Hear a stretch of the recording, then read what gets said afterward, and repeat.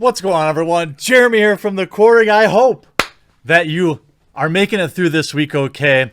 Shout out to those that are keeping this country and the world moving, delivering packages, loading and unloading trucks, serving food, making food, running food to the cars, and obviously working in healthcare and doing everything else we all need.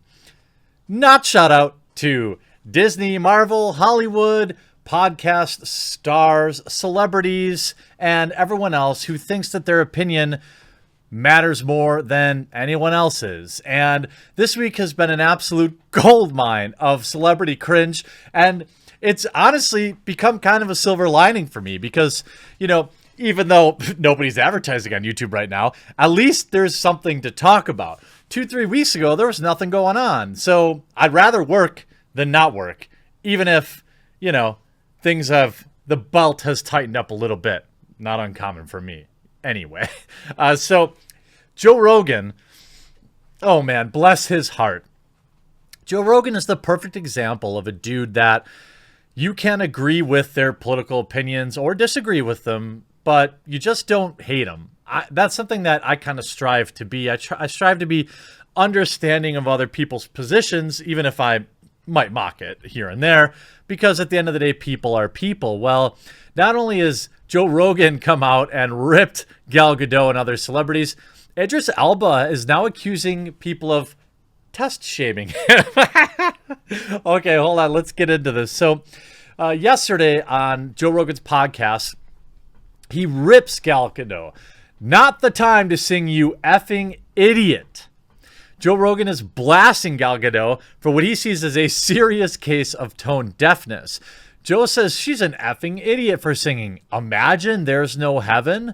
Joe just gave Gal an epic dressing down on his podcast, ripping her for getting tons of her celebrity friends to sing John Legend's Imagine in the middle of everything going on right now. The way Joe sees it, this is not the time when everybody's granny is dying, you effing idiot, to sing Imagine There's No Heaven.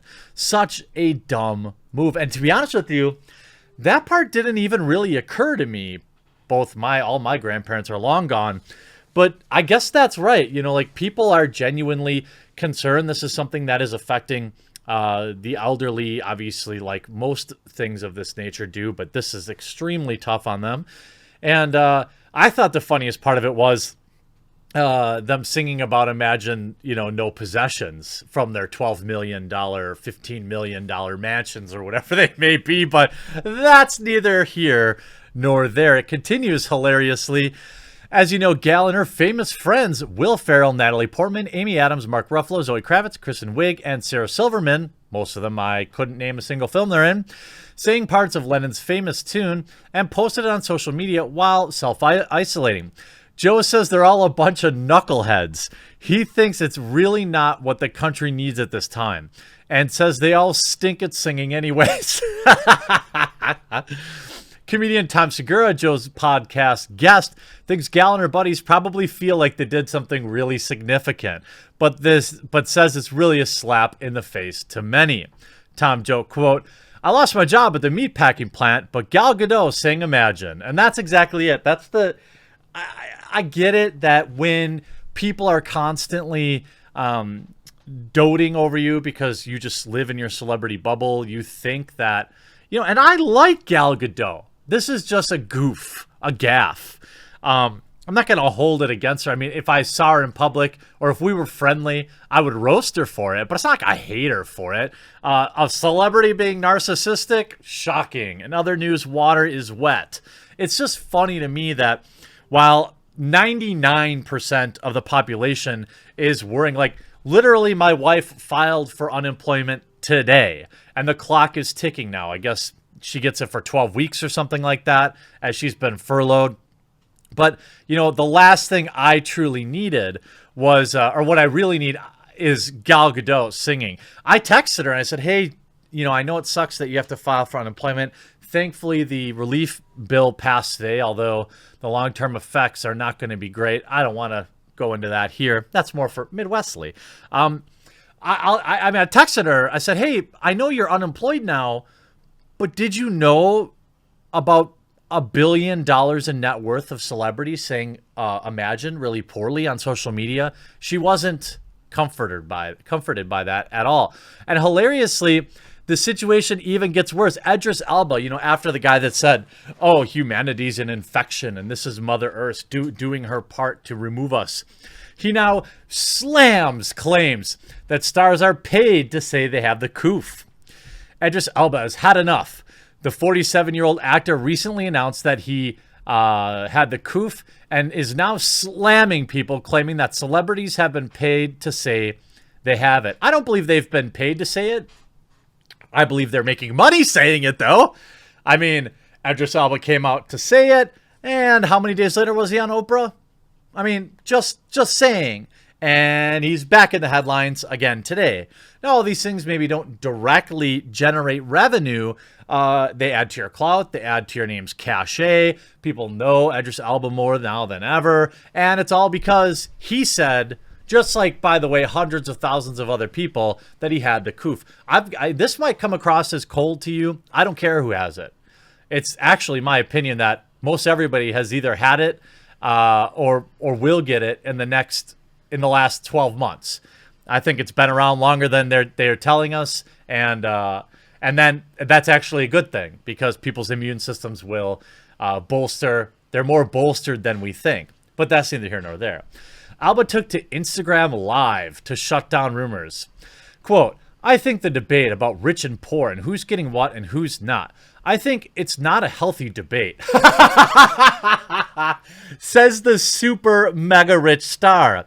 I mean, even Vice, and I don't like to use Vice as a source for anything, even Vice pointed out that these celebrities, for such a worldwide shortage of tests, somehow, literally every celebrity has had zero problem getting tests. And also, by the way, they're taking it when they're asymptomatic too, which is, to me, hoarding. And they should be having, symptoms like the rest of us.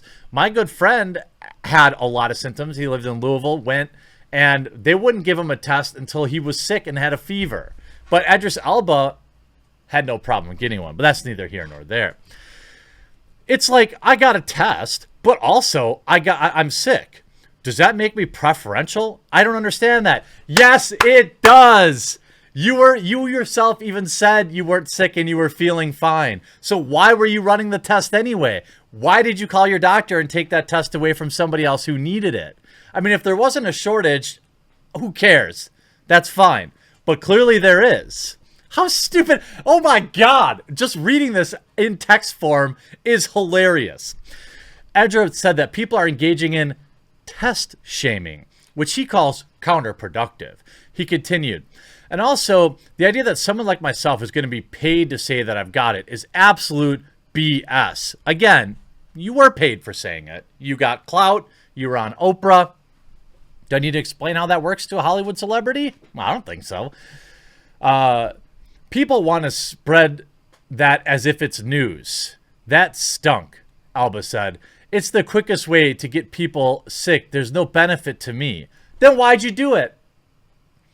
Then why'd you make a public statement about it? Why'd you go on talk shows to talk about it? Am I taking crazy pills? The Cats star stressed that he's not an actor now amid his battle. I'm just a human being, and I just happened to be in the public eye. And you also had quick and easy access to testing, just like us other humans, right? So I want people to understand that this is very real. I don't feel like I'm privileged because I got a test and I actually had it. Dude, are you mental? First of all, you didn't even know if you had it and you got a test. What if it had come up negative? Are you privileged then simply because you didn't have it? It's the same thing, dude. Tom Hanks and a bunch of other people are sick too. Don't care. Tens of thousands of people are sick. Don't care about celebrities any different. And it's sickening to see Twitter and all these other news sites be like, oh my God, another celebrity got sick. Don't care. When it's my friend or my aunt or uncle, okay, fine. It's also curious, by the way, just how many YouTubers, who could have foreseen all these YouTubers coming out and using it for clout too? Who could have foreseen this? If only. And there's also endless articles, of course. You know, you have Arnold out there. You know, Arnold's handling it well. You have some people are, handling it well, but the amount of out of touchness is hilarious. Even the Hollywood Reporter, Joe Rogan rips Gal Gadot's dumb star-studded Imagine video. This is not the time. Rogan hypothesized that Gal Gadot reaching out to the stars, blah, blah, blah, blah, blah, among others, with the idea that they said yes in hopes of being in tight with her. Rogan proposed a real friend would have been honest and told her the idea was tone deaf and would get roasted. That's probably true. If she asked me about it, I'd be like, are you kidding? Hollywood celebrities need friends that don't make more than $50,000 around them. Quote, if I'm friends with her, I would have to say, listen, you're awesome. I think you're great. But that is a ridiculous idea. It's so lacking in self-awareness and so ridiculous, he said. Adding he was disgusted the star seemed to actually believe the video would help during such a dire situation. I mean, Granny passed choking on her own vomit, but I feel like the world's a better place because Gal Gadot's so pretty, Rogan said. There are some people who get real self-indulgent and self-righteous with that social media. It's exposed a lot of celebrities for being real dorks. Yet Rogan did props to Rita Wilson, who, along with her husband, Tom, is recovering. It was awesome, he said. It was fun. You can obviously you could do things the right way, and that's true. But I do like seeing some people out there are actually grounded. Maybe Rogan is in private a real jerk. I don't know. But at least he knows how to read a room. And that's more than I could say for most of Hollywood. I hope you enjoyed this video. We'll talk to you again real soon.